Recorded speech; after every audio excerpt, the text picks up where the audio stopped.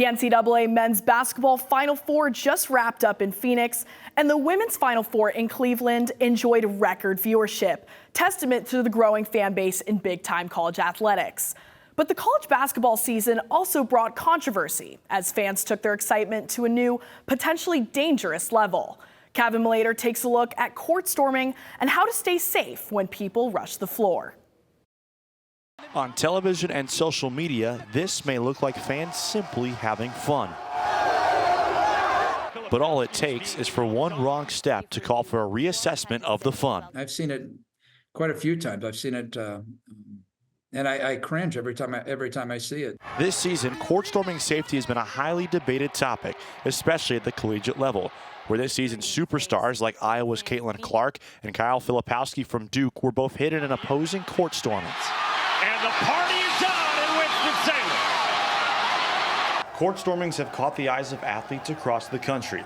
In the case of Filipowski, fans coming onto the court before the game ended raised their eyebrows even higher. I just think it's very strange because when you're locked in on the game, just playing, like you're not really focused on outside distractions, including the fans at some point. So in a close game like that, where I'm guessing Kyle Filipowski is thinking about the game and what he's trying to accomplish, he's not really thinking about, oh, I have to jog to get off the court. In Arizona, the AIA has sought changes to improve safety at all of their events, and the improvements start at communication with student leadership. What I do a lot is if it's getting close to an end of the game and it looks like a team is going to win it, we'll talk to the kids, especially the kids on the front row. Because who are the kids on the front row? Leaders or seniors or someone that, you know, the kids know who they are. However, during the regular season, court storming safety is up to each school and how they handle their end of the game procedures.